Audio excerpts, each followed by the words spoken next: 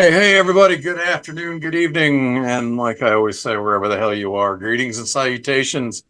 Welcome to another episode of the Witching Hour podcast. I'm your host, as always, John Roysland. Tonight, I'm doing a double feature movie review. First, I want to welcome you guys back. I also want to apologize for the great big sign. It appears really big because it's right in front of the camera. My wife got me this cool ass on air sign just for these shows. I'm on a makeshift desk rearranging the room. So, whereas I usually have it in the background, placed on a bookshelf, is not available today. But I really like this sign. I've gotten compliments on it. So, it's all up in your face tonight in 3D. Not really, but you know what I'm saying? It's the best I got without picking it up and actually throwing it at the camera at you. But tonight we are talking about two movies. First one is Arena Wars. Okay, this is a Mayhall Enterprise film. I want to thank the people over at Marketing Macabre as well as Joy Horror Entertainment for having sent this film over to me for review. Arena Wars is a futuristic prison game show. Okay, now it takes place in 2045, so in the future, not too far off, but it's out there a little bit, so it's got a couple years.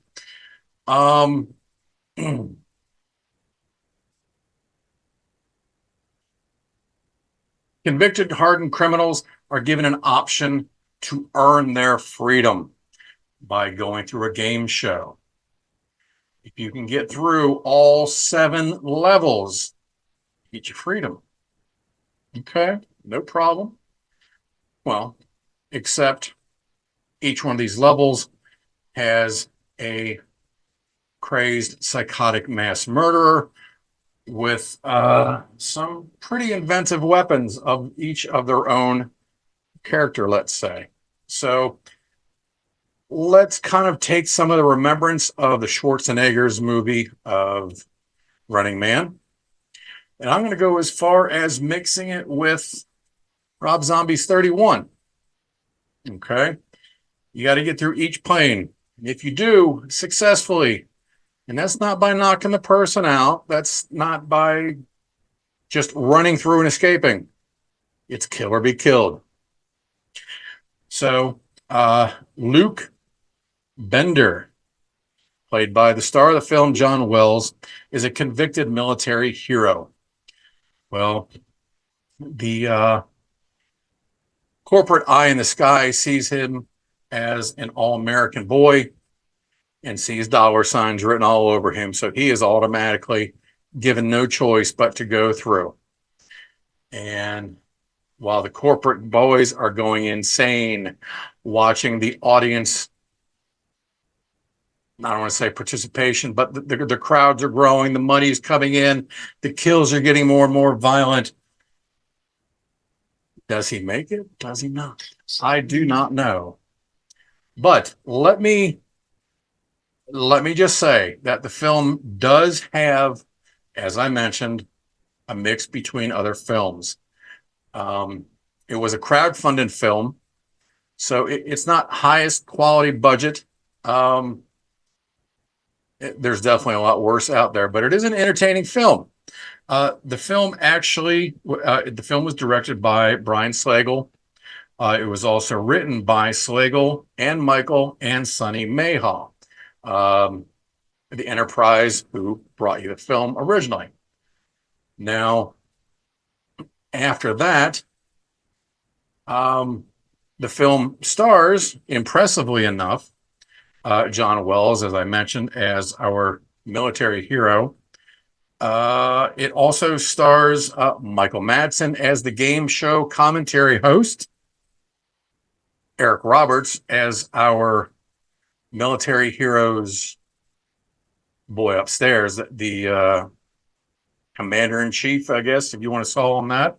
And one of my favorites, Robert Lasardo, who I actually just interviewed about a month ago. So be sure to look for that in my library below. The film runs a little bit over an hour, I think about 80 minutes roughly. Again, it is from a Mayhaw Enterprise film. There are a couple editing, video versus sound editing issues. Other than that, it's a good, solid film. It is entertaining. It is now available for DVD and on Amazon Prime. So if you like that kind of feel of a movie, I definitely recommend giving this one a whirl. It's a fun movie. It really is, and I think you're going to get into it. Next on the list. Now I'm a little bit late with this one, and I do apologize. But the film that everybody has been talking about, love it or hate it, In a Violent Nature. Ever since hearing about this film, just the title drew me in. Okay, just like the film that came out a couple months ago, Beaten to Death. That title, I had to see it. In a Violent Nature, I've got to see it. Okay, I saw the first trailer. I was hooked instantly. The character's attire, his mask, his weaponry, I was hooked. If you have not seen it, if you have seen it, man, this film is getting 50-50 right down the line. Everybody I've read, it's a new classic, it is the future of slasher films, or they absolutely hate it and want their money back, and it's an hour and a half of their life that they'll never get back. Okay, so the basis is somewhat similar to many other slasher films. Group of young adults are in the woods. They come across an old collapsed fire station. They find a necklace with a locket on it. They take it. Voodoo as it is and magical powers, removing that from the grave of where young Johnny, who was a mentally challenged young man who fell victim to a fatal prank, died there underneath the collapsed building. And so that's why the locket was set there by his mother when he had passed. And so the basis of the film is little Johnny is going to get his necklace back, come hell or high water. And when I say high water, he actually does walk through underneath the water to get a victim in one scene. Now the film is completely filmed in Canada.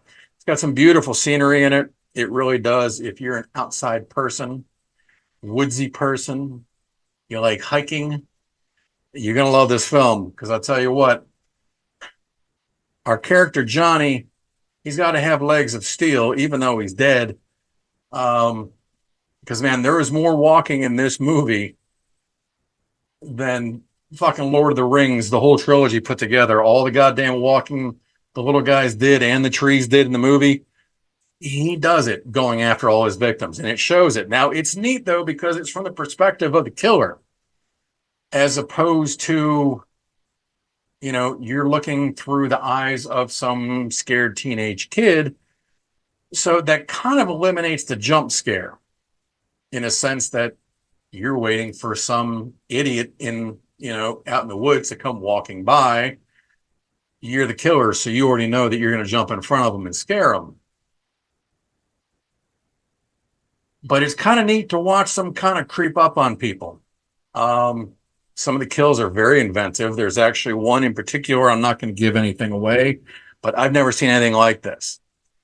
It was it was really fucking cool.